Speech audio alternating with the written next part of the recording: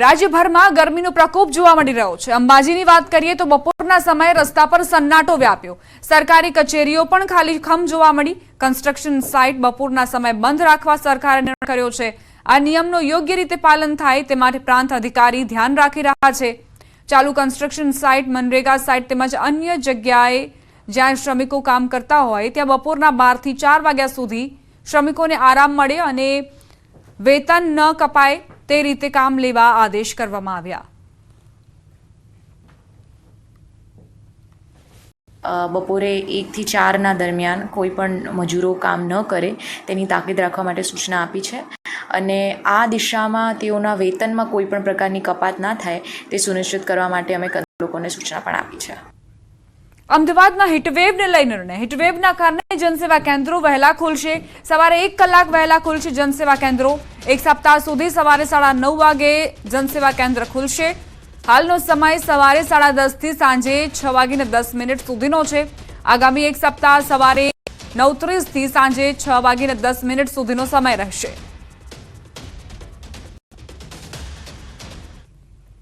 एक तरफ अंग दजाड़ती गर्मी वरसी रही है और बीजी तरफ नदी में जलकुंभीનું साम्राज्य छवाता नदीनी सौंदर्यता घटी है।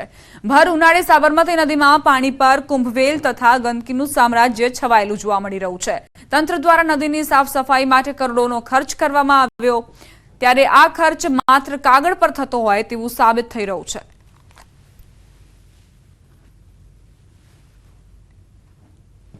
અમદાવાદ મહાનગરપાલિકા દ્વારા સાબરમતી નદીને સ્વચ્છ બનાવવા માટે કરોડો રૂપિયાનો વપરાશ કરવામાં આવે છે, પરંતુ પરિણામ છે તે શૂન્ય જોવા મળી રહ્યું છે। આપ અમદાવાદના સાબરમતી રિવરફ્રન્ટના વિઝ્યુઅલ્સ જોઈ રહ્યા છો કે જ્યાં જળકુંભીને કારણે સાબરમતી નદી તેનું સૌંદર્ય જાણે કે છીનવાઈ ગયું હોય તેવા દ્રશ્યો સર્જાયા છે। આ દ્રશ્યો સુભાષ બ્રિજથી લઈને દર્દી બ્રિજ સુધીના છે કે જ્યાં લીલ ફેલાયેલી જોવા મળે છે, ત્યાં સુધી કે જળકુંભી પણ અહીં જોવા મળે છે। તેને કારણે ખાસ કરીને સફાઈમાં ક્યાંક ને ક્યાંક કચાશ જોવા મળી હોય તેવું બિલકુલથી જોવા મળે છે।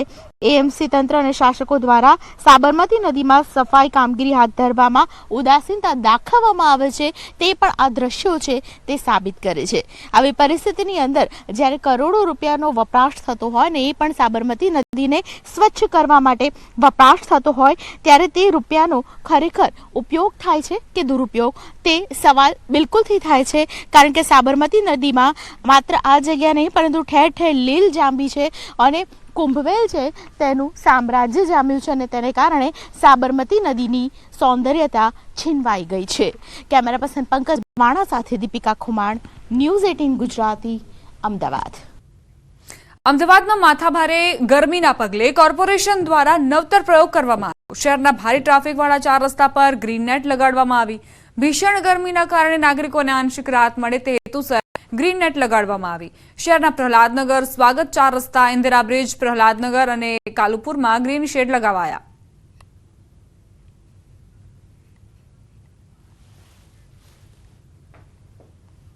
શહેરમાં હવે આવી ગ્રીન નેટ છે તે ખાસ કરીને લોકો માટે ખૂબ જ ફાયદાકારક બની રહેશે।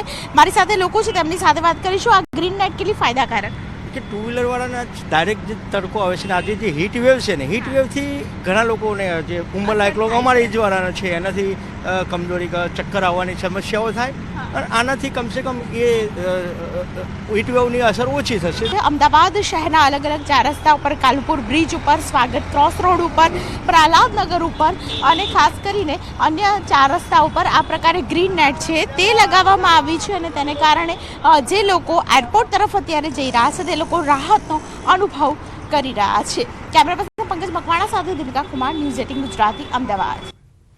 હાલ સમગ્ર રાજ્યના અનેક શહેરોમાં તાપમાનનો પારો આસમાને પહોંચ્યો છે। આ સાથે અનેક શહેરોમાં હીટવેવની પણ આગાહી કરાઈ છે, ત્યારે આકરી ગરમીમાં ટ્રાફિક સિગ્નલ પર ફરજ બજાવતા જવાનોની હાલત દયનીય બની છે, જેથી રાજકોટ શહેરના ટ્રાફિક વિભાગ દ્વારા સામાજિક સંસ્થા તેમજ ઔદ્યોગિક એકમોના સહયોગથી ઠેર ઠેર ગ્રીન નેટ નાખવામાં આવી રહી છે। શહેરના જિલ્લા પંચાયત ચોક ખાતે સીપી કચેરીની બહાર ગણ્યા ગાંઠ્યા ફ્રૂટ અને ગ્રીન નેટ નાખીને સંતોષ માની લેવામાં આવ્યો હોય તેમ લાગી રહ્યું છે।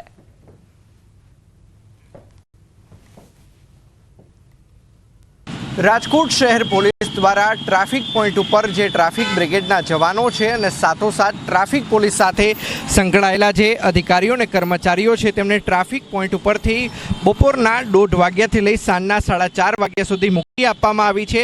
તો સાથોસાથ રાજકોટ શહેર ટ્રાફિક પોલીસ દ્વારા સામાજિક સંસ્થાઓ અને ઔદ્યોગિક સંસ્થાઓની મદદથી હાલ જોઈ શકાય છે કે ટ્રાફિક સિગ્નલ ઉપર ગ્રીન નેટ છે તે પણ નાખવામાં આવી છે। દ્રશ્યો અમે આપને જે બતાવી રહ્યા છીએ આ દ્રશ્યો છે રાજકોટ શહેર પોલીસ કમિશનર કચેરીની બહારના દ્રશ્યો છે।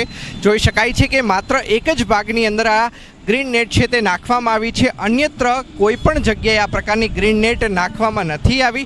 ચોક્કસ ગ્રીન નેટ નાખવી અને શહેરીજનોને છે તે આકરા તાપમાંથી બચાવવા માટે રાજકોટ શહેરના ટ્રાફિક પોલીસ દ્વારા આ મહત્વનો નિર્ણય છે તે કરવામાં આવ્યો છે, ઉમદા કાર્ય છે તે કરવામાં આવ્યું છે। પરંતુ જોઈ શકાય છે કે માત્ર એક જ બાજુ નાખવામાં આવી છે ને તે પણ માત્ર ગણ્યા ગાંઠિયા ફૂટ જેટલી જ ગ્રીન નેટ છે તે નાખવામાં આવી છે। એના કારણે અનેક એવા રાહદારીઓ છે જે જોઈ શકાય છે કે તડકાની અંદર ઊભા છે, ત્યારે ખરા અર્થની અંદર જો રાજકોટ શહેરના ટ્રાફિક પોલીસ વિભાગ દ્વારા જો લોકોની મદદ કરવી હોય, લોકોને ધમધોકતા તાપમાંથી બચાવવા હોય તો તમામ જગ્યાએ જે ટ્રાફિક સિગ્નલ છે ત્યાં ગ્રીન નેટ નાખવી ફરજિયાત છે। અંકિત પોપટ, ન્યૂઝ 18 ગુજરાતી, રાજકોટ। સુરત શહેરની કાળઝાળ ગરમીથી લોકો હેરાન પરેશાન છે, ત્યારે લાજપોર જેલના કેદી માટે જેલ પ્રશાસન તરફથી ગરમીથી બચવા માટે અને હીટ સ્ટ્રોક ન થાય તે માટે ખાસ આયોજન કરવામાં આવ્યું। કેદી અને તેમના પરિવારના લોકો મુલાકાત માટે આવતા હોય છે, તેને ગરમીથી બચવા માટે આયોજન કરવામાં આવ્યું। જેલની બહાર અને અંદર ગ્રીન શેડ બનાવવામાં આવ્યા, સાથે જ કેદીઓ માટે છાશ અને લીંબુ પાણીનું વિતરણ કરવામાં આવી રહ્યું છે।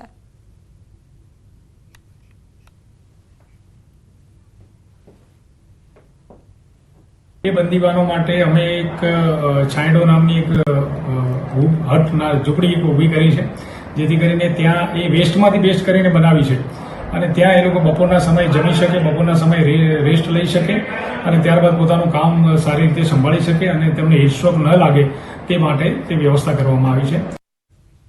સમાચાર મહેસાણાથી ઉનાવામાં દબાણ હટાવ કામગીરી। ઉનાવામાં રોડ એન્ડ બિલ્ડિંગ વિભાગની કાર્યવાહી। ઊંઝાના ઉનાવામાં 35 વર્ષ જૂનો પ્રશ્ન ઉકેલાયો। દરગાહ બહાર બનેલી દુકાનો તોડી પડાઈ છે, ગેરકાયદેસર દબાણ હટાવવામાં આવ્યા। ગામના સરપંચે પ્રધાનમંત્રી સુધી રજૂઆત કરી હતી। પોલીસ બંદોબસ્ત વચ્ચે દબાણ હટાવ ઝુંબેશને હાથ ધરાઈ છે। વડાપ્રધાને રજૂઆત બાદ માત્ર 4 જ દિવસમાં રોડ એન્ડ બિલ્ડિંગ વિભાગ જાગ્યો। સ્ટેટ હાઈવેની 36 મીટરના અંદર થયેલા દુકાનોના ઓટલા અને શેડ હટાવવામાં આવ્યા છે।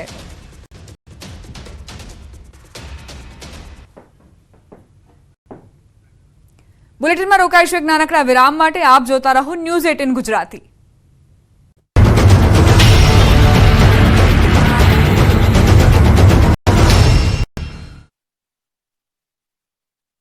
યુનિવર્સિટીનો આભાર માનું કે એમણે આ વાત ભારત સરકાર સુધી પહોંચાડવામાં